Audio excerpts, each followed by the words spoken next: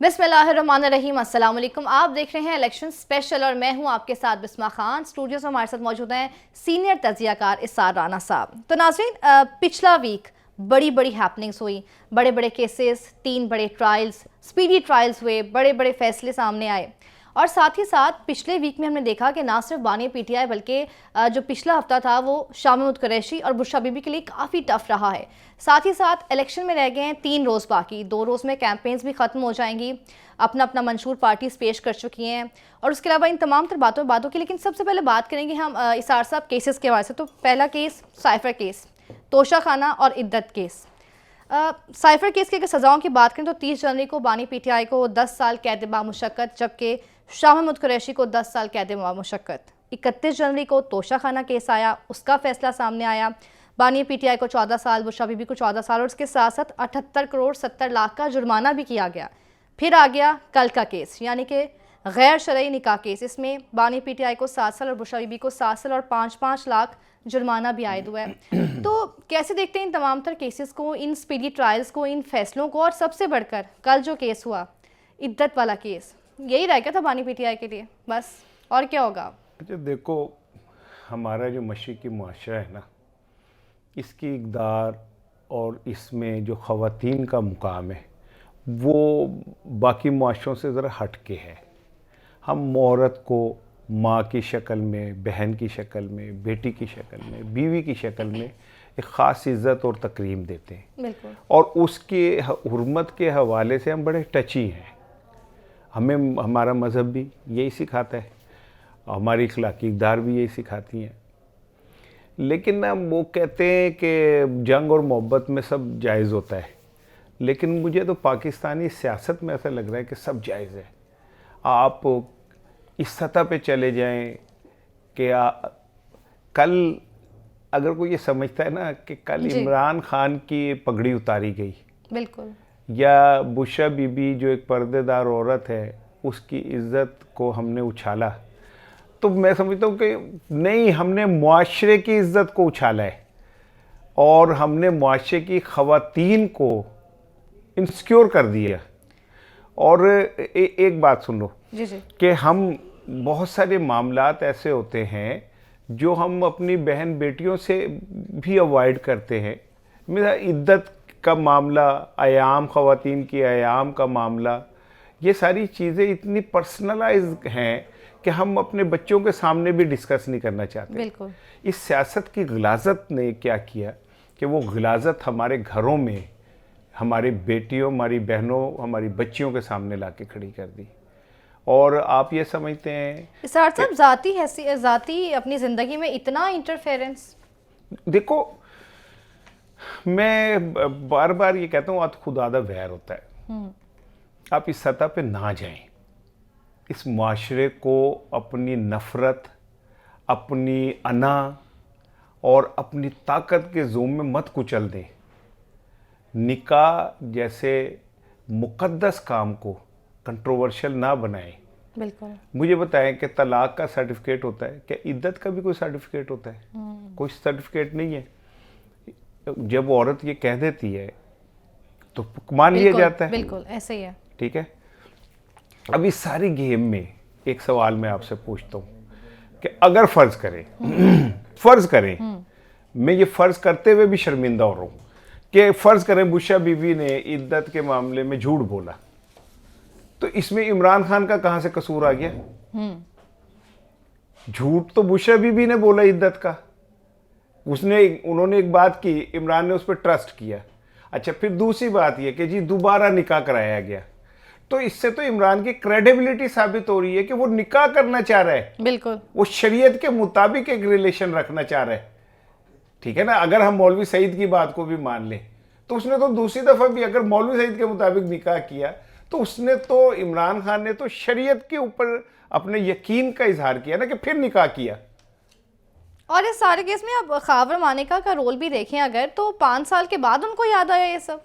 हाय हाय, मैं क्या जुमला नहीं कहना चाहता, शायद ऑन एयर कहना नहीं चाहिए, लेकिन मैं समझता हूँ कि बेशर्मी और बेहयाई का सिंबल अगर कोई शख्स हो सकता है ना, तो वो अता मानिका है, जिसने 5 साल तक मौजें लूटी, फैसिलिटेटर रहा, ठीक है, पैसे कमाए, तबादलों में, ब्यूरोक्रेसी में जाके हर जगह उसने पैसे कमाए। और 5 साल बाद, और उसने तो कुरान पे हल्फ दे के कहा था कि मेरी बेगम पाकबाज है। बिल्कुल। तो क्या जो जज साहब थे, कुदरतुल्लाह साहब जी, उन पे अल्लाह की कुदरत है कि उन्होंने ये सवाल उससे नहीं पूछा कि तेरी तो क्रेडिबिलिटी खत्म हो गई। ठीक है ना। मैं एक छोटा सा आपसे वाक्य शेयर करता हूँ, मुझे एग्जैक्ट नाम नहीं पता, मैं ब्रेक में शायद देखूं कि वो हदीस पे जो रिसर्च कर रहे थे ना, तो वो उन्हें किसी ने बताया कि फला गांव में एक शख्स है और वो उसके पास बहुत हदीस है, तो आप उनसे भी वो करें, मशवरा करें, उनसे भी राय लें, जो तहकीक कर रहे हैं उनके पास जो हदीस हैं वो भी आप ले लें। तो जब वो गए तो उन्होंने देखा कि वो उस शख्स ने ना झोली में ऐसे करके ऊंट को ऐसे किया, तो ऊंट ने जब मुंह नीचे किया तो उसने उसकी नकेल पकड़ी, झोली में कुछ नहीं था, वो खाने का उसने झांसा दिया। अच्छा। तो आप वापस चले गए कि जो शख्स जानवरों को धोखा दे रहा है वो इंसानों को भी धोखा देगा। क्रेडिबिलिटी की बात है ना। तो अता मानी का 5 साल तक जो है वो ये अपनी आंखों के सामने बकौल उसके वो देखते रहे, और 5 साल तक वो मौजे लूटते रहे, और 5 साल बाद उन्होंने अपने ही कुरान पे दिए हुए हल्फ को, इन पे तो केस हो जाना चाहिए कि आपने कुरान पाक का पहले झूठा हल्फ लिया, आप दोबारा बिल्कुल केस की बात हो रही है। इसार साहब हमें ज्वाइन किए हसन रजा पाशा साहब, साबिक चेयरमैन बार काउंसिल है। सर बहुत शुक्रिया आपका वक्त का, सर बात करेंगे आप। सर एक शख्स कुरान पे हल्फ देता है और वो एक बयान देता है, 5 साल बाद वो उसके मुतजाद बयान दे देता है, तो कानून की नजर में किस बयान की ज्यादा ऑथेंटिसिटी है या उस आदमी की क्रेडिबिलिटी कितनी है? देखिए उस आदमी की क्रेडिबिलिटी तो फिर खराब हो गई ना। अगर वो एक हलफ उठा के एक स्टेटमेंट देता है तो प्रज्यूम ये किया जाएगा इस मुमलकत खुदादाद में, जिसको हम इस्लामी मुल्क कहते हैं और वो मुसलमान भी है, तो फिर तो हम ये समझेंगे कि उसको जो कुरान पाक पे हलफ उठा के बात कर रहा है तो उसको ऑथेंटिसिटी हासिल है, उसको तस्लीम करना पड़ेगा कि वो ठीक है। अगर उसके बाद वो अपनी स्टेटमेंट चेंज करता है तो फिर उसकी क्रेडिबिलिटी वाकई ऑब्जेक्शनेबल है, क्वेश्चन मार्क है उस पर।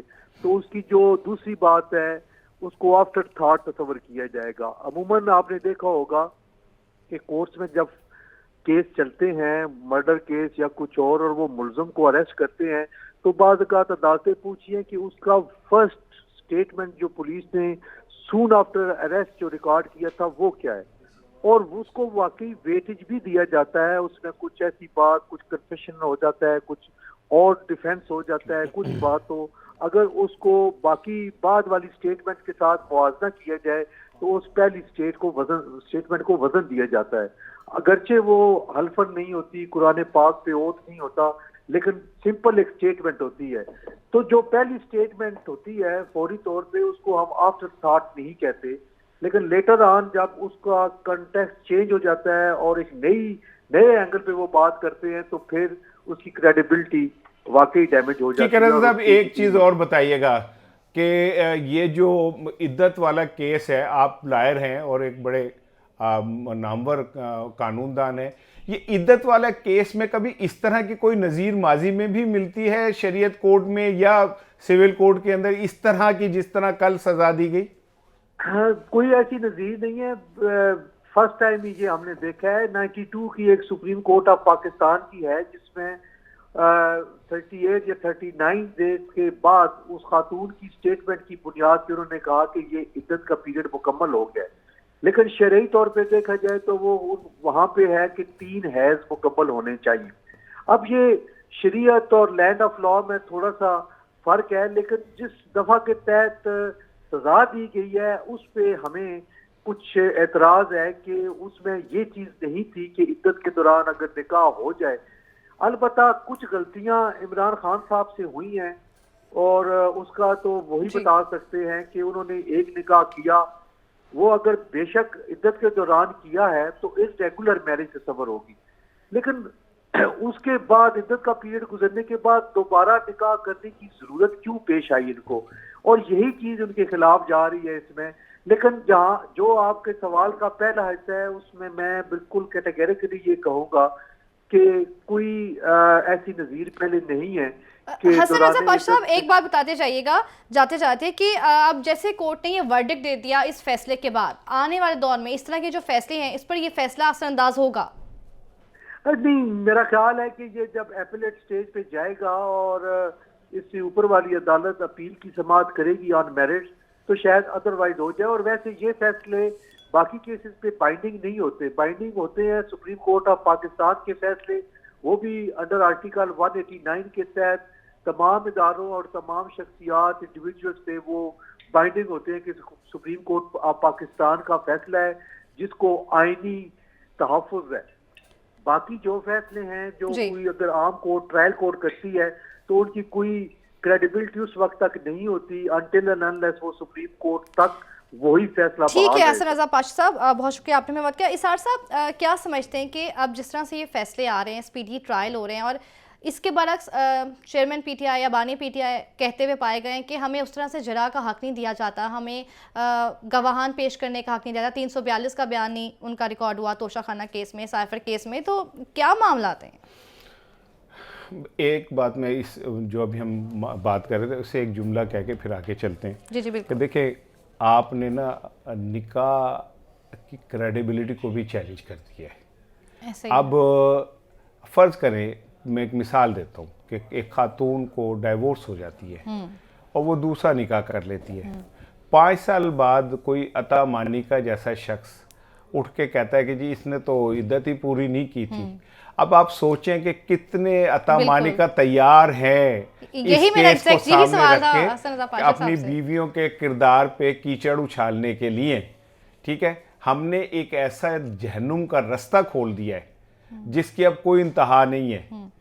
ये सिलसिला रुक नहीं सकता। बिल्कुल। और जब आप इस तरफ चले जाएंगे तो मैं बड़ी मोहतात आपको एक बात कह रहा हूँ, इसमें याद रखिएगा कि निकाह पे बहुत चैलेंज हो सकते हैं और हो अल्लाह ना करे कि हो, बिल्कुल। लेकिन फिर आग एक जो है रास्ता ना तो खुल गया ना। फिर तो बहुत सारे निकाह एक औरत पे की बात को जो हतमी माना जाना था वो भी अब बहुत तो सारी चीज़ों पे बिल्कुल। फिर अब तो आप कोई भी शख्स उठ के जो ताकतवर हो और जुडिशरी उसके हाथ में हो, वो किसी भी खातून मोअज़्ज़िज़ खातून जो पर्दा करती हो, सारा कुछ हो, आप उसके ऊपर कीचड़ उछालने के लिए, उसके नवासा नवासी पोते पोतियों के सामने उसे जलील करने ये के तो लिए, उसके सच पर भी सवाल उठा दिया और उसके किरदार पर भी सवाल क्योंकि उठा ये दिया। मुआशरा इतना दिलचस्प है कि ये औरत की तोहमत लगाना आसान है और फिर हम कहते हैं कि औरत साबित करे, और फिर वो औरत, एक औरत जो ज्यादती का शिकार होती है ना, वो इंसाफ लेने या तो निकलती नहीं खौफ से, और निकले तो फिर हम उसे हर स्टेज पे इतना ह्यूमिलेट, इतना जलील करते हैं अपने रवैयों से। तो मैं ये हम हैरान हो जाता हूँ कि हम अपने आप को बड़े इक़दार वाले, बड़े इखलाक वाले, बड़े किरदार वाले लोग कहते हैं और हम किस सतह पे चले जाते हैं। इसार साहब चलें तोशाखाना की तरफ रुख कर लेते हैं। तोशाखाना केस में हमने देखा कि जब उस घड़ी की एवैल्यूएशन करवाई गई, उस सोने के सेट की एवैल्यूएशन कराई गई, तो जो एक बंदा था दुबई में, वो मुकीम था, उससे असेसमेंट करवाई गई जिसकी क्रेडिबिलिटी और उसकी एलिजिबिलिटी इस काबिल ही नहीं था वो कि वो उसकी असेसमेंट कर सकता, जिसको यही नहीं पता कि सोने को ग्राम में तोलते हैं और हीरे को कैरेट में तोड़ते हैं। देखिए मैं आपको एक बात बताऊं कि वो तोशाखाना का तोहफा जो बिका और उसके साथ जो जुड़ी हुई कहानियाँ हैं वो बड़ी लंबी डिटेल है, मैं उसमें नहीं जाना चाहता। मैं एक ओवरऑल जर्नल बात करना चाह रहा हूँ कि इमरान खान ने तोशाखाना से एक चीज़ लेके बेची खिलाफ कानून। इमरान खान के खिलाफ बिल्कुल कार्रवाई होनी चाहिए, लेकिन इस केस में तो इमरान खान ने चीज़ लेके बेची ना। Being prime minister Imran Khan ने तोशाखाना से चीज़ ली, ऐसे ही है। और उसके बाद उसने लेके बेच दी। तो इसमें बुशरा बीबी का क्या कसूर है जो उसको भी 14 साल सज़ा हुई, ठीक है ना। तो जिम्मेदार तो इमरान खान है चीज़ लेके बेचने वाला, ऐसे ही है। तो सज़ा तो इमरान खान को होनी चाहिए। उसकी बीवी है, मिसाल के तौर पे एक जुमला सुन लें, मैं एक चीज़ चोरी करके लाता हूँ अपने घर, ला के मैं अपने घर रख देता हूँ, घर रख के फिर मैं गाड़ी में बैठ के अपनी बेगम के साथ जाके वो बेच देता हूँ। तो चोर तो मैं हूँ, बेचने वाला तो मैं हूँ, तो मुझे सज़ा दे दें। इसमें मेरे साथ जुड़ी हुई लोगों का क्या कसूर है? यानी आप इस निज़ाम की बदसूरती देखें, ये इतना बदसूरत निज़ाम है कि हम कोई भी फैसला देते हुए ये नहीं देखते कि इससे हमारा दुनिया में मजाक बनेगा। आज गैर मुल्की मीडिया हम पे हंस रहा है, ऐसे ही। हमारे इलेक्शन निज़ाम पे हंस रहा है, बिल्कुल। इस जमहूरी निज़ाम पे हंस रहा है, हमारी अदालतों पे हंस रहा है। और लेकिन मज़े वजह की हम बात खुद दे यह रहे है, मज़े की बात यह कि इससे किसी को परवाह नहीं है किसी को परवाह नहीं है। वो ये समझ रहे हैं, हर बंदा ये समझ रहा है, वो टटीरियाँ हैं ये सारी, जो आसमान की तरफ टांगे उठा के समझ रहे हैं कि हमने आसमान हमने उठाया हुआ है। ये नहीं पता कि आसमान टूटा तो फिर कोई नहीं बचेगा, बख्शा कोई नहीं जाएगा। इन अदालतों से तो शायद इस तरह हो जाए, लेकिन जो एक अदालत है ना ऊपर, जिसके फैसले अटल होते हैं। सर साहब इस सब बात कर लेते हैं। बैरिस्टर अली जफर ने हमें ज्वाइन किया है। सर बहुत शुक्रिया आपके वक्त का। सर कहिएगा, स्पीडी ट्रायल्स आ रहे हैं, स्पीडी फैसले आ रहे हैं, कैसे देख रहे हैं आप इन फैसलों को, और क्या अब आपके पास क्या नेक्स्ट लाहेअमल है? आप फर्दर अब कौन सी कोर्ट से रुजू करेंगे, और क्या इलेक्शन के पहले करेंगे, इलेक्शन के बाद करेंगे? जी, आपने सुना होगा आज से कोई 400-500 साल पहले सेलम ट्रायल्स का। सेलम ट्रायल्स हुई थी जहां औरतों को पकड़ा जाता था और कहते थे कि आप डैने हैं, और किसी किस्म की समाअत, किसी किस्म की ट्रायल के बगैर उनको सजा सुना दी जाती थी। वहां से लफ्ज आया विच हंटिंग ट्रायल्स। तो ये जो तीनों कन्विक्शंस हुई हैं, जो सेंटेंस हुआ है, जो सजा सुनाई गई है इमरान खान साहब को और उनकी वाइफ को और शाह महमूद कुरैशी साहब को, ये सारी विच हंटिंग है। कोई समाअत हुई नहीं, कोई ट्रायल हुई नहीं, वकील बाहर निकाल दिए गए, शहादत जो दफा में पेश करनी होती है वो करने की इजाज़त नहीं दी गई, बहस सुनी नहीं गई और सजा सुना दी। तो ये हर एक को पता चल गया है कि ये असल में विच हंटिंग है, ये सेलम ट्रायल्स हो रही हैं। अली जफर साहब साल पहले भी थी, वो अब पाकिस्तान में आज हम देख रहे हैं। ठीक है, अली जफर साहब, भुट्टो साहब को लोगों को जब लोग हैं, जब वो देखते हैं कि नाइंसाफी हो रही है तो लोगों का जज्बा बढ़ जाता है। सर मैं कुछ आपसे सवाल ये करना चाह रहा हूँ कि जुल्फ़िकार अली भुट्टो साहब को जब फांसी हुई तो उसके बाद ये कहा गया कि याहिया बख्तियार साहब ने केस को सियासी ज़्यादा कर दिया और जिस तरह लड़ना चाहिए था टेक्निकल पॉइंट्स पे वो नहीं लड़ा। इमरान खान के जो वकला हैं, उन अलीमा खान ने भी इस जानिब इशारा किया है कि इनके पास तो फुर्सत ही नहीं है अपने सियासी कदकाठ बढ़ाने के अलावा। तो क्या वकला ने भी इमरान खान के केस को ख़राब किया? जी, मैंने देखी है सारी फाइलें और सारी चीज़ों पे जायजा लिया है। ये कुछ अगर लोग कह रहे हैं कि वकला का कसूर है तो दुरुस्त नहीं कह रहे। ये चूंकि उनको वकला को बाहर निकाल दिया गया था, उनको कोई शहादत पेश करने की इजाजत नहीं थी। सही, किसने निकाला था वकला को बाहर? अदालत ने कह दिया था ना, अदालत ने कहा कि आपको हम नहीं इजाजत देंगे। कि एक अदालत ने तो कहा कि हम आपको बाहर निकाल के स्टेट के वकला आपकी जगह लगा देंगे अपनी मर्जी के। जो प्रोसिक्यूशन टीम से थे उनको उठा के वकील बना दिया गया। और दूसरी तरफ एक अदालत ने कहा कि आपके वकील तो हैं लेकिन उनको जिरा करने की इजाजत नहीं। तो ये जब इस तरह का हो तो फिर वकील बेचारा क्या करेगा? नहीं तो सर, कानून अगर वकला को नहीं दिया गया मौका तो वकला ऊपर की अदालतों में क्यों नहीं गए ये लेके कि हमें मौका ही नहीं दिया जा रहा केस लड़ने का? क्योंकि वो 2 दिन के अंदर तो फैसला हो गया ना। 2 दिन में उनको बाहर निकाला गया और 2 दिन बाद उनका फैसला सुना दिया गया। तो अब अपील तो करेंगे लेकिन तो फैसला तो सुनाया गया ना। तो अली जफर साहब, जब पहला फैसला आया तो कहीं ना कहीं उम्मीद तो थी ना कि स्पीडी ट्रायल चल रहे हैं, अगले दिन भी केस है, तो हो सकता है उसका फैसला भी उसी दिन आ जाए। तो कोई स्ट्रेटेजी तो तैयार की होगी ना आप लोगों ने?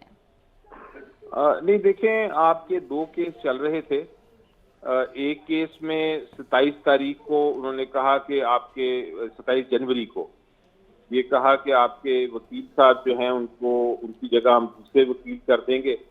और 28 को उनके दूसरे वकील साहब ने बहस की और 29 को जो था फैसला महफूज हो गया और 31 को सुना दिया गया।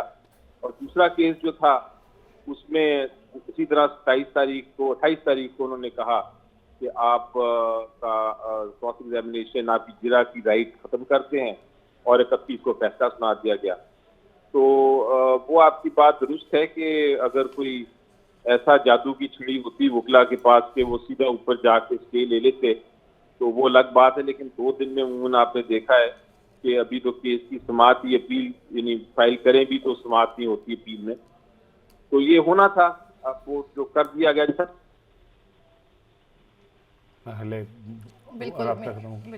बहुत शुक्रिया अली जफर साहब। इज़हार साहब, 3 बड़े केसेस, 3 बड़े फैसले, आप क्या समझते हैं कि इन इलेक्शन से पहले इन फैसलों का असर जो पीटीआई के वोटर बैंक है उन पर किस तरह से असरअंदाज होगा? आया कि बढ़ जाएंगे, आया या कम हो जाएंगे? किसी दौर में ना मेरा ख्याल है अखबार जहाँ में एक कहानी छपती थी, 3 औरतें 3 कहानियाँ। तो आप ने ये जो बार बार कह रही है ना 3 फैसले 3 वो, तो मुझे ऐसा लग रहा है कि 3 औरतों की 3 कहानियां हैं। अभी तो और केसेस हैं, अभी तो उनके फैसले भी आने बाकी हैं। क्या बनेगा? इब्तिदाई इश्क होता है क्या, आगे आगे देखिए होता है क्या। लेकिन एक बात मेरी याद रखिएगा, हो सकता है कि इमरान खान को अभी 190 मिलियन पाउंड वाले केस में भी सज़ा होगी, उसके बाद फिर 9 मई के 9 केसेस हैं जो जिसकी होनी है। यानी Imran Khan through out engage हैं, एक तफ्तीश करके जाता है SHO, तो दूसरा आता है, दूसरा जाता है।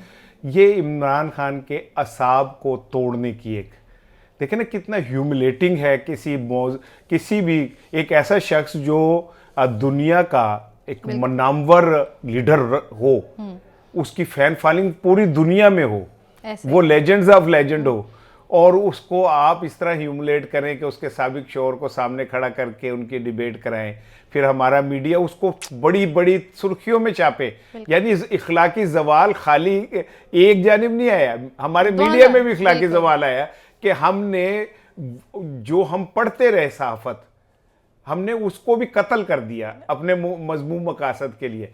तो आने वाले दिनों में इमरान खान के ऊपर मजीद मुकदमात के फैसले आने, लेकिन एक मजीद मुकदमा में बात करेंगे। यहाँ वक्त एक ब्रेक का, आप देखते रहिए इलेक्शन स्पेशल।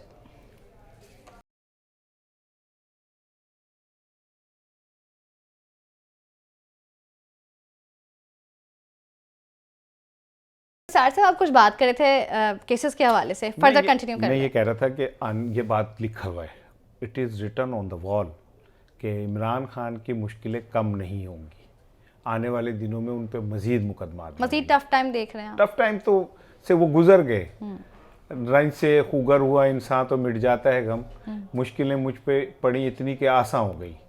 वो एक क्राइसिस से निकल चुका है।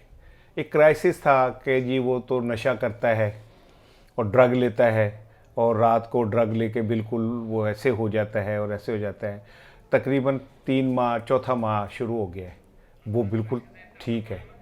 और ये वाली परसेप्शन जो उसके खिलाफ एक प्रोपेगेंडा, आपको ये मरियम साहिबा और वो लोग जो हमें इखलाक का सबक देते हैं, वो तो कहते थे ये नशई और नशई इस तरह करके ना, तो वो ख़त्म हो गया। फिर इमरान खान के मुतालिक ये तो बड़ा लेविश लाइफ वाला है, वो अब इजी है। लेकिन वो तो अपने लिए जो है एक्सरसाइज का सामान भी मंगवा रहे हैं, काफी रिलैक्स है। एक्सरसाइज का सामान ही मंगा रहे हैं ना, उनको पता है क्या चल रहा है, एक्सरसाइज का ही सामान मंगा रहे हैं ना। मैं आपको वो मज़ेदार वो चीज़ें दिखाता हूँ जो शहबाज शरीफ साहब जेल में खाना मंगवाते थे ना, कम से कम 15-20 डिशें होती थी वो, जिसमें तितर बटेर, देसी मुर्ग, देसी मछली, फला ये वो सारा कुछ। फिर रात का खाना अलहदा आता था, एक घर ले लिया गया था जेल के सामने जहाँ ये सारी चीज़ें बनती थी और फिर आती थी। तो वो उसने तो डंबर ही मांगे ना कि मैंने वो एक्सरसाइज करनी है। अच्छा, लेकिन चीज़ ये है कि एक बात तो अब आप माने, उसको चाहे 200 साल 2000 साल सज़ा दे दें, वो उसने अपने आप को तारीख़ में लिखवा लिया नाम अपना।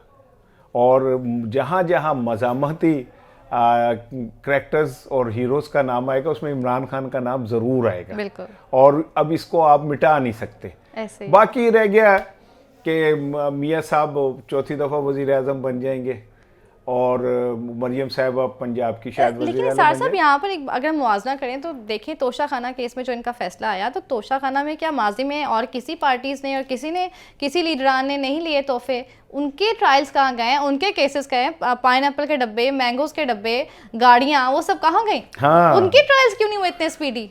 मैं अभी तक अंडर प्रोसेस है? नहीं, अभी नैब का जो एक केस था ना, वो जिस दिन इमरान खान को सजा हुई है उससे एक दिन पहले उसकी समाअत थी, जो गैर मुअय्यना मुद्दत के लिए मुलतवी कर दी गई, ठीक है ना। और मैं इतनी दफ़ा ये सारा हो गया, किसने क्या लिया किसने क्या लिया, बहुत दफ़ा हो गया।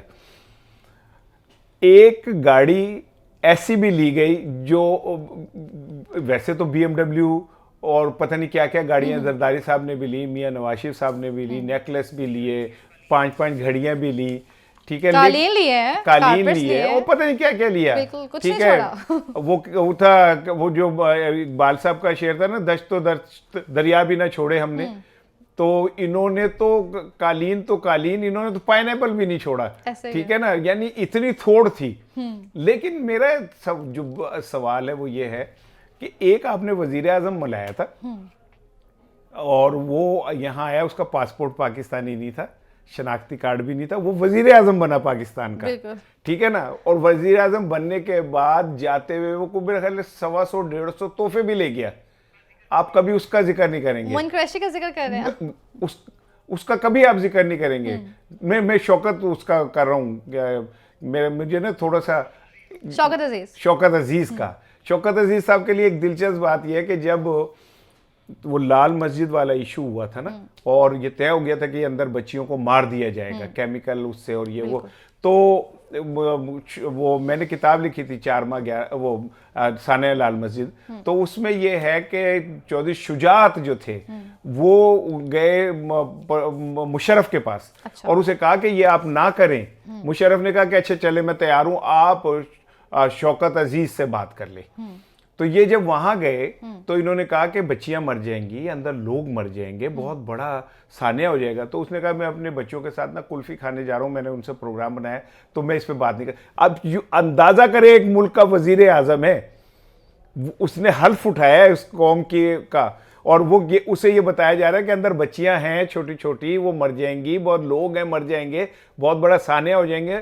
तो उसने क्या कहा कि मैं तो कुल्फी का प्रोग्राम बना चुका हूं, मैं कुल्फी खाने जा रहा हूं। तो ऐसे लोग जो 125, और फिर इसमें खाली छोड़ दें सियासतदान, अब ब्यूरोक्रेट्स के भी नाम गिने तो आप हैरान हो जाएंगे। आप फरागोगी ने जो कुछ लिया एक ब्यूरोक्रेट के थ्रू, आप सुन के परेशान हो जाएंगी। ये फरागोगी जानती है ना, हाँ, बिल्कुल, जिसके मुतालिक कहा जाता था कि ये उसकी बुशा बीबी की फ्रंटमैन है। कहाँ गया वो नाम? उनके देवर को मुस्लिम लीग नून ने टिकट दे दी, उनके ससुर को टिकट दे दी, फरागोगी का नाम खत्म हो गया। तो पाकिस्तान में इखलाकी ज़वाल इस सतह पे चला गया कि हम अपने मुखालिफ को कुचलने के लिए, इमरान खान ने गलतियां की, इमरान खान को बड़ेपन का मुजाहरा करता, वो आज अगर वो अपने दौर में इस तरह का करैक्टर देता, माफ़ी का या उसका ना मिलता, किसी से बात ना करता, वो बिल्कुल स्टैंड किया, उसने ठीक किया। राना सनाउल्लाह साहब कहते हैं कि हमें आके जनरल बाजवा साहब ने कहा कि मैं उसकी इतनी मिन्नतें करके आया हूँ कि यार तुम पोजीशन से मिल लो, वो साथ वाले कमरे में बैठी हो, तो उसने कहा मैं चोरों से नहीं मिलूंगा। उसका एक स्टैंडिंग थी। ये कहते हैं बाजवा के नीचे लगा था, बाजवा साहब कह रहे हैं कि मैंने उसकी इतनी मिन्नतें की। डील की बातें तो इसार साहब अभी भी हो रही हैं, गर्दिश तो कर रही है, डील तो चल रही है, इवन इमरान खान की भी डील चल रही है। मैं आपको बताऊं, अमेरिका के अंदर की खबर होती है हमेशा आपके पास। जी, मैं बता रहा हूं कि अमेरिका के अंदर एक लॉबिंग फर्म इमरान खान के लिए काम कर रही है और अच्छे पैसों पे कर रही है, और वहाँ पे एक बहुत बड़ा मुजाहरा भी होना था पाकिस्तान की एक शख्सियत के खिलाफ, वो मुजाहरा भी कैंसिल हो गया। अच्छा। और कहीं ना कहीं कुछ चल रहा, होना चाहिए ना। मैं देखे मेरी बात सुने, मैं ये कहता हूं जिन्होंने पाकिस्तान को लूटा, पाकिस्तान को खोखला किया, उनसे कोई उन्हें माफी नहीं होनी चाहिए, लेकिन सियासी विक्टिमाइजेशन और जाती नफरत की नजर पाकिस्तानी निजाम को नहीं। लेकिन इमरान खान तो कहते हैं मैं कोई डील नहीं करूंगा, तो साबित कर रहा है कि वो डील नहीं करेगा। और लेकिन वो अंदर अंदर कुछ वो इतना कड़वा है जितना मैं उन्हें जानता हूं कि वो उसे तोड़ना बहुत मुश्किल है। उन्होंने कहा तो है कि आप बेशक बुशरा बीबी को जेल भेज दें, मैं डील नहीं करूंगा, जो मर्जी कर लें। नहीं, लतीफ़ा तो ये कि उन्होंने रात को कंबल भेजा कि बुशरा बीबी जेल आ गई है तो उन्हें कंबल दे आओ, तो किसी ने बताया कि नहीं जी वो तो अब बनी गाला में। अच्छा, अब यहाँ पे भी एक और चीज़ सुन लें। ये कंबल से मुझे याद आया कि जब नवाज शरीफ साहब जेल गए तो तस्वीर भी आई, रो रहे थे। जाहिर एक उम्र है उनकी, और वो फिर एक लेविश लाइफ गुजारते हुए जेल चले जाना, ये बड़ा तकलीफ दे काम है। तो आसिफ अली जरदारी ने उन्हें पहले दिन खाना भेजा था। और हाँ, ये एक बड़ा सिंबॉलिक था, क्योंकि आसिफ अली जरदारी 10 साल जेल रहे नवाज शरीफ के दौर में, ज़बान काटी नवाज शरीफ के दौर में। तो उन्होंने कहा कि आज आपके ऊपर मुश्किल वक्त है, मैं तो 10 साल से यही खाना खा रहा हूँ, तो खाना भेजा। अब जो लोग कहते हैं कि जी बनी गाला में हाउस अरेस्ट हो गई और बड़ा को डील हुई, हाँ। आपको पता है इसका नतीजा क्या हुआ? पूरे बनी गाला पे इस टाइम पुलिस का कब्जा है। अच्छा। हाउस अरेस्ट के नाम पे पूरा बनी गाला जो है वो पुलिस के काबू में है। अब वो बनी गाला को एक दफा फिर खंगाल देंगे, और आने वाले दिनों में आप सुनेंगे कि बनी गाला से पता नहीं क्या क्या निकल आया। अच्छा। को मुझे तो डर है कि कहीं को वो ये ना कह दें कि इसमें से को 5 किलो चर्स भी निकल आई है। अरे ठीक है ना, पुलिस तो किसी पे भी डाल सकती है, तो ये ना हो कि पता चले बनी गाला से 5 किलो चर्स निकल आई है। पुलिस तो बैरिस्टर गौहर के घर भी चली जाती है ऐसी छापा मारने, हाँ, कोई ना कोई शक के बिना पर हम साथ वाले घर में गए थे, बिल्कुल ऐसे, और उसके बाद 5 लोग मुअत्तल भी हो जाते हैं, यानी कहीं टिक ही नहीं रहे वो लोग। बिल्कुल ऐसी है। आसिफ जरदारी की आपने बात करी, तो उनसे शुरू कर लेते हैं। आसिफ जरदारी जो हैं, क्या आजकल उनको मफामत का बादशाह कहा जाता है? पीपल्स पार्टी कैंपेन्स अगर हम देखें एज कंपेरेटिवली नून लीग बड़ी स्ट्रांग रही हैं। देखें, मैं आपको बताऊं जरदारी का प्लान क्या है। जरदारी ने पंजाब से कुछ ना कुछ सीटें ले लेनी है। कोई ये जो कहते हैं ना कि मुमकिन नहीं है, ये मुमकिन होगा, और हो सकता है लाहौर से भी एक सीट ले लें। अच्छा। और जनूबी पंजाब से सीट लेंगे, और उसके बाद सिंध से सीट लेंगे, के से एक आधी सीट लेंगे। उसके बाद ये करेंगे कि आज़ाद को अपने साथ मतलब बिलावल की सियासत को आप पंजाब में काफ़ी स्ट्रांग देख रहे हैं, उनकी गेम अच्छी है पंजाब में। बिलावल पंजाब से कामयाब हो ना हो, असल चीज़ ये है कि आप किसी के हवेली में घुस के रोला डालना शुरू कर दें। हवेली वालों के लिए तो चैलेंज है, जो लाहौर को तख्ते लाहौर करार देते थे, ठीक है, उनके लिए तो चैलेंज है। लेकिन मैं जो आपको बात बता रहा हूँ ये आपके प्रोग्राम में, कि प्लान पीपल्स पार्टी का क्या है, कि उन्होंने एक पंजाब से कुछ 4-5 सीटें इकट्ठी करनी है, के से एक आधी, सिंध से उन्हें मिल जाएंगी काफ़ी। उसके बाद उन्होंने आज़ाद अपने साथ मिलाने, ठीक है। उसके बाद वो एक बड़ी मेजर पार्टी के तौर पे सामने आएंगे। वो जो कहते हैं ना कि वजीर आजम हमारा होगा, वो हवाओं में बात नहीं कर रहे। अच्छा, उनकी स्ट्रेटेजी है। बिल्कुल। और फिर अगर दुल्हन वही जो पिया मन भाई, अब पिया को अगर मन भा जाता है तो फिर क्या कहते हैं, राधा की भी शाम, वो तो मीरा का भी शाम, ठीक है ना, उसकी वंशी जो है ना वो दोनों के लिए बच सकती है। लेकिन सार साहब, अगर हम नून लीग को देखें तो नून लीग ने उस तरीके से जलसे नहीं किए हैं। क्या समझते हैं आप कि उनको कहीं ना कहीं श्योरिटी है कि शायद हम ही जीतेंगे, इसलिए वो इतने मुतमईन है? उन्होंने केपी में भी इतने जलसे नहीं किए।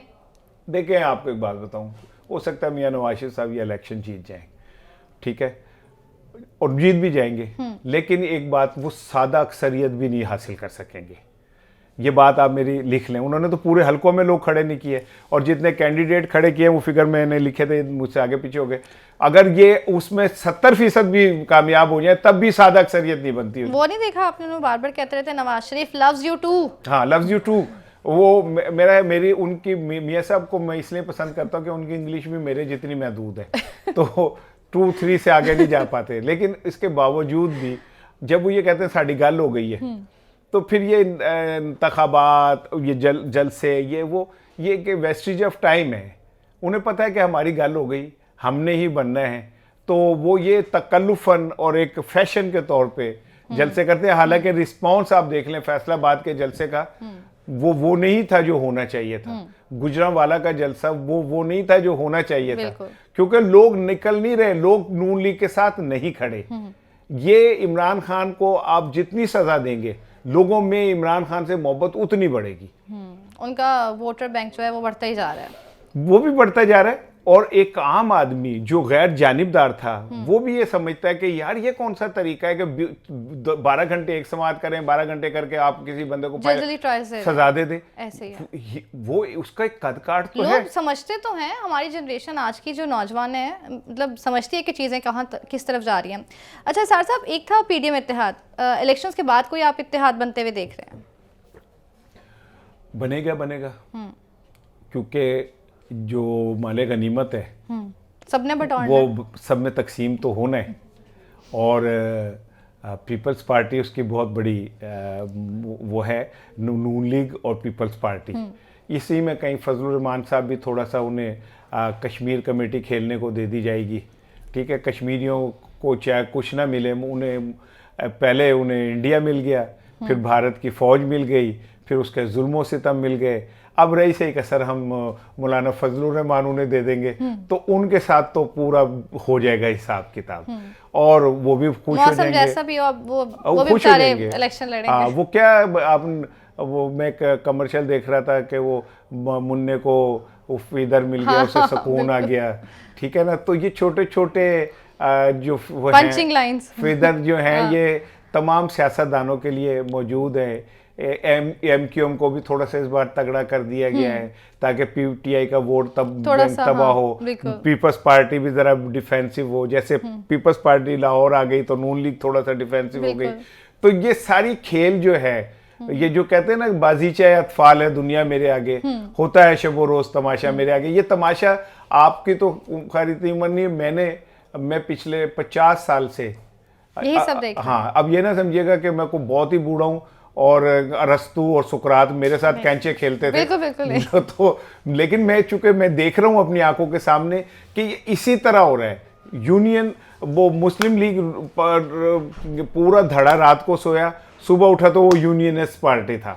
ठीक है, तो पाकिस्तान में ज़मीर फरोशी, किरदार का टके टोकरी होना ये कोई नई बात नहीं है। मेरी निगाह से गुजरे सैकड़ों तूफा, मेरी नज़र में कोई हादसा अजीब नहीं, ये सब कुछ ऐसे ही होता रहेगा। आज बिलावल कह रहे हैं ना कि अब हम नवाज शरीफ के साथ नहीं बैठेंगे। ओ भाई, तुम्हारी हैसियत क्या है कि तुम ये फैसले करो? बिल्कुल, तुम कौन होते हो ये फैसले करने वाले? कभी कभी वो कहते थे कि हम उनसे सीखेंगे, वो तो हमारे बड़े हैं। हाँ, नहीं वो कहते थे कि अब बातें सारी चेंज हो गई। शहबाज शरीफ साहब जो हैं वो पीपल्स पार्टी के वजीर आजम हैं, मरियम और बिलावल भुट्टो दोनों भाई मिलके मुल्क बचाएंगे। सीता और गीता की जोड़ी जो थी वो मिलके दोनों इकट्ठे बहन भाई वो प्रेस कॉन्फ्रेंस से और मीडिया टॉक करते थे।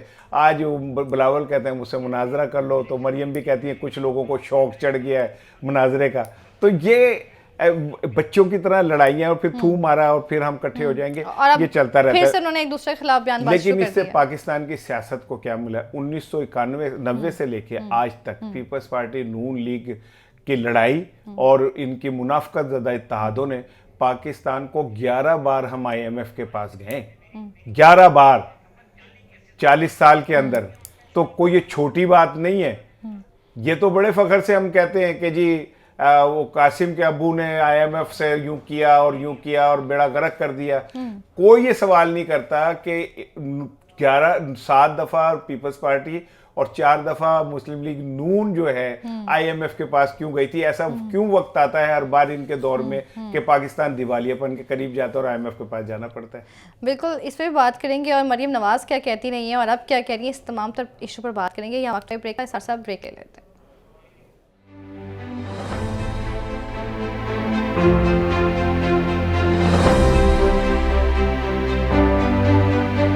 Welcome back. बात कर लेते हैं इलेक्शन के हवाले से मरियम नवाज क्या कहती हैं उस हवाले से। तो मरियम नवाज कहती नजर आई हैं पिछले दिनों कि हम बयानबाजी की सियासत नहीं करते, हम जो काम करते हैं हम सिर्फ उस पर बात करते हैं। तो क्या इसार साहब आप भूल गए माजी में कितना खुलकर तनकीद की है मरियम नवाज ने इदारों पर, पार्टीज पर, लोगों पर? स्टिल अभी भी इमरान खान के लिए ये कहा जाता है कि उन्होंने पाकिस्तान की सियासत में बदज़ुबानी को रवाज दिया। मैं चूँकि फिर वही कि मैं एक अरसे से पाकिस्तानी सियासत को देख रहा हूँ, तो जब जुल्फ़कार अली भुट्टो ने नासिर बाग में गाली दी थी बहन की और लोगों ने भंगड़े डाले थे, मौलाना नूरानी के कपड़े पीपल्स पार्टी वालों ने फाड़ दिए थे और उनकी जो दस्तार था उसको भी, तो वहाँ से लेके फिर मोहतरमा बेनज़ीर भुट्टो शहीद की गैर इखलाकी तस्वीर जाली तकसीम करने से लेकर नुसरत भुट्टो के सर पर डंडा मार के 12 टांके लगाने तक, और फिर इमरान खान का फेनोमिना बीच में आया और उसके बाद सारा कुछ। मैं ये कहता हूँ कि मरियम साहिबा ने भी कम नहीं किया। उन्होंने अपने जो जलसों में ज़बान इस्तेमाल की वो मेरे लिए हैरान कुन थी, क्योंकि मैंने मोहतरमा बेनज़ीर भुट्टो के खिताब भी सुने।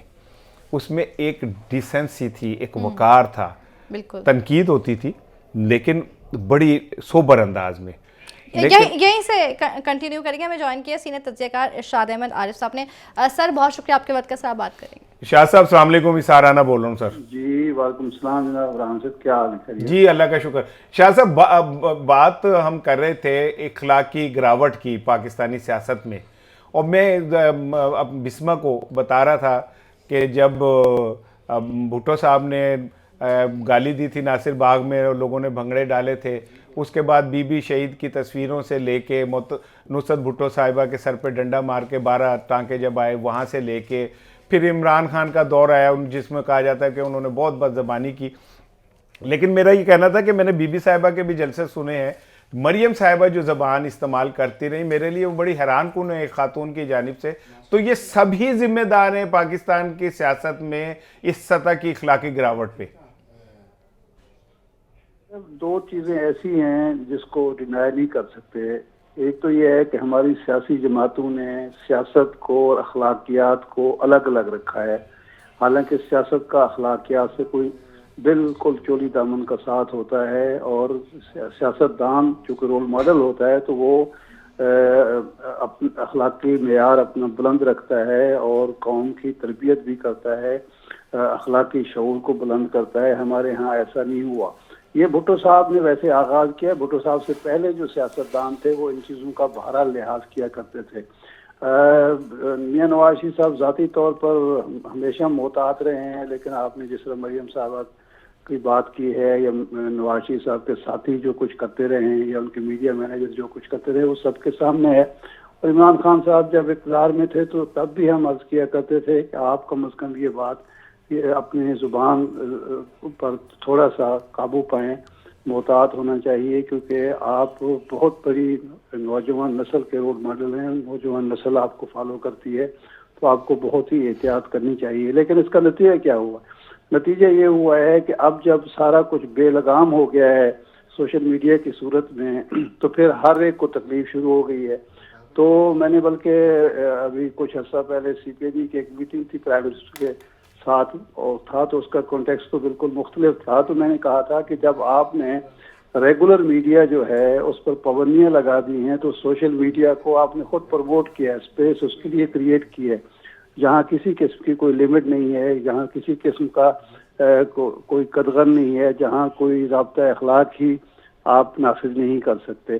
तो अब इस सतह पर भी कम अज़ कम हम समझ जाएं तो ये बहुत बेहतर होगा मुआशरे के लिए, क्योंकि शुतर बेलगाम मुआशरा जो होता है वो बिलाखिर अनारकी की तरफ जाता है और अनारकी किसी मुआशरे के लिए तबाहकुन होती है। इरशाद साहब, पाकिस्तानी सियासत में पीली टैक्सी से लेकर ट्रैक्टर ट्राली तक के अल्फाज के बाद अब एक नया एडिशन आया है जिसमें हमने एक ख़वातीन और बापर्दा ख़वातीन के करैक्टर को की तजलील के लिए इद्दत जैसे मामलात को लेके आए हैं। तो सर मैं तो इस पर बड़ा मोहतात बात करता हूँ।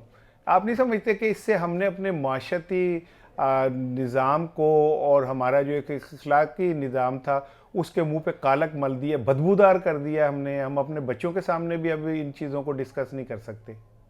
इसके तीन पहलू हैं। पहली बात तो यह है कि आपने खुदाई अहकामात से मुंह मोड़ा है, अल्लाह के रसूल की शरीयत जो है उसका मजाक उड़ाया है।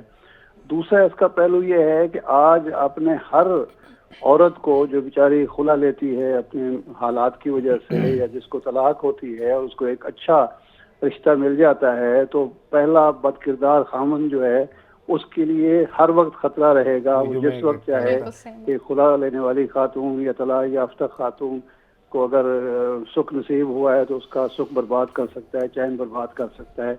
और तीसरा पहलू यह है कि आपने माशरे में अब कोई बैरियर जो थे अखलाकी वो सारे ख़त्म कर दिए हैं। और मेरा तो ख्याल ये है कि ये रियासत मदीना की जो बात इमरान खान करते थे उसकी उसको सजा दी जा रही है कि आप इस माशरे में हम माशरे को किसी और तरफ ले जाना चाहते हैं और आप रियासत मदीना की बात करते हैं। एक आखिरी सवाल मैं आपसे करना चाहूँगा सर, वो ये सरकारी तकरीबात में लेके फिरते हैं तो शायद उसकी इसको सजा जी बिल्कुल सर, एक आखिरी सवाल आपसे कि क्या नज़र आ रहा है ये इंतखाबात क्या पाकिस्तान के मसाइल का हल है? इमरान खान के ऊपर जो कुछ लग रहा है आने वाले और मुकदमात में सज़ा हो रही है, तो क्या इमरान फाय लग गया, अब वो उसका निकलना मुमकिन नहीं है?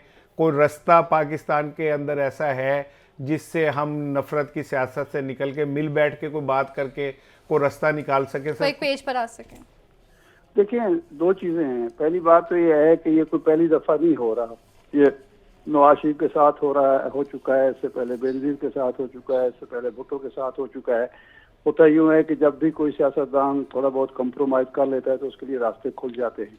इसका एक तो पहलू ये है। दूसरा पहलू, आप इलेक्शन की जो बात कर रहे हैं, इलेक्शन इसलिए कराए जाते हैं कि एक नई अवामी मुंतखब हुकूमत, अवाम के एतमाद की हामिल हुकूमत आके कौमी मामलात को संभाले, कौमी मामलात को दुरुस्त करे, उसकी आलमी सतह पर और मकामी सतह पर कबूलियत हो और उसकी मकबूलियत का रियासत फ़ायदा उठा के कुछ आगे बढ़ा सके मुआशरे को और रियासत को। लेकिन अगर ये मकसद हासिल नहीं होता तो इंतखाबात तो एक ऐसी मशक हो जाती है जिसका कोई मकसद ही नहीं होता। तो इसलिए इन इंतखाबात से रियासत को उस सूरत में फ़ायदा हो सकता है कि वाकयातन अवाम के एतमाद की। सर, इमरान की मुश्किलात कम होती नजर आ रही हैं आपको नहीं कि नहीं? इमरान की मुश्किलात उस वक्त तक कम नहीं होंगी जब तक वो नवाज शरीफ की तरह या शहबाज शरीफ साहब की तरह कंप्रोमाइज नहीं करेंगे या वो कैरेक्टर जो इस सूरत हाल के जिम्मेदार हैं वो मंजिल से हट नहीं जाएंगे। अच्छा, आप बस एक और बता दें, आप इमरान खान को बहुत पुराना जानते हैं, आपके बड़े अच्छे ताल्लुकात हैं, आप उनको एडवाइस भी करते रहें। क्या कहीं इम्कान है कि इमरान खान भी नवाज शरीफ साहब की तरह कहे कि चलो छड़ो मेरी जान छड़ो, मैनू भेज दो तो मैनू माफ़ कर दो? पहले तो मैं वजाहत कर दूं, मैंने कभी उनको एडवाइस नहीं किया, बल्कि कभी किसी सियासतदान को कभी एडवाइस नहीं अभी किया। आपने बताया कि मैंने उन्हें कहा कि बदज़बानी तो थोड़ा सा कम कर दें। नहीं, हम अपने प्रोग्रामों में अपने प्रोग्रामों में अपने आर्टिकल्स में ये बात कहते थे। उनसे तो मेरी कोई ऐसी वो नहीं थी। दौरान इक़्तिदार तो मेरी उनसे एक मुलाकात हुई, एक सीपेनी की मीटिंग थी, उसके अलावा कभी मुलाकात ही नहीं हुई। लेकिन मैं जो बात, आपका सवाल क्या था? मैं ये कह रहा हूँ कि क्या इमरान खान भी कंप्रोमाइज कर जाएंगे आपको लगता है? मुझे नहीं लगता। असल में बात यह है कि नवाज शरीफ साहब और इमरान खान में जो मुझे फर्क नजर आता है, इमरान खान को इज्जत शोहरत उस उम्र में मिली है जब बहुत सारे लोग जो हैं वो अभी सोच रहे होते हैं कि हमें रास्ता कौन सा अख्तियार करना चाहिए इज्जत का या दौलत का। तो इसलिए अब उनके लिए सबसे अहम चीज़ जो है अपनी इज्जत है, अपना वक़ार है, अपनी साख है। तो इसलिए नवाज शरीफ साहब की तरह उनसे ये तवक्को मैं नहीं करता कि वो कंप्रोमाइज़ करेंगे या मुल्क से भाग जाएंगे या कोई और ऐसा रास्ता अख्तियार करेंगे जिसकी वजह से उनकी इज्जत पर हाथ पाए। ठीक है शाह साहब, बहुत शुक्रिया हमें वक्त देने के लिए। इसार साहब, बहुत सारे लोगों को यही लगता है कि वो डील नहीं करेंगे। तो नहीं करेंगे, क्यों करेंगे वो? देखे मैं आपको बात नहीं, जो रीसेंट सिनेरियो डेवलप्ड है इसमें बेहतरीन मशवरा क्या है उनके लिए? मैं तो मशवरा देने की पोजीशन में नहीं हूँ, क्योंकि इस टाइम जो उन पे गुजर रही है वो उन्हें ही पता है। बिल्कुल। और जिस तकलीफ से वो गुजर रहे होंगे या जिस चैलेंजेस से वो गुजर रहे होंगे ये तो उन्हें ही पता है। ऐसे ही है। लेकिन मैं एक चीज़ जानता हूँ कि बंदे ने सारी ताबद नहीं जिंदा रहना। ऐसे ही है। यहाँ पे बड़े लोग आए चले गए, कब्रिस्तान भरे पड़े हैं बड़े बड़े नामवर लोगों से, कब्रिस्तान भरे पड़े हैं उन लोगों से जो ये कहते थे कि हमारे बगैर दुनिया नहीं चल सकती। ऐसे ही दुनिया चलती है, लेकिन जिंदा तारीख में वही रहता है जो अपने करैक्टर से जिंदा हो। और इमरान खान ने जो अपना एक करैक्टर अब दे दिया, उसे सज़ा भी हो जाएगी, पता नहीं फांसी भी लग जाए, लग भी जाती हैं, लगी भी हैं, लेकिन बंदा अब इक्तिदार में बैठ जाए चौथी दफ़ा और तारीख के अंदर भगोड़ा लिखवाया जाए या तारीख के अंदर इक्तिदार का भूखा लिखवाया जाए या तारीख के अंदर ताकतवरों के घुटनों को हाथ लगाने वाला लिखवाया जाए या तारीख के अंदर जहर का प्याला पीने वाला लिखवाया जाए या मंसूर बिन हलाज की तरह अपना खाल उतरवाना लिखवाया जाए या तारीख के अंदर ख्वारज़म शाह की तरह लड़ते लड़ते अपनी जान देने वाला लिखवाया जाए।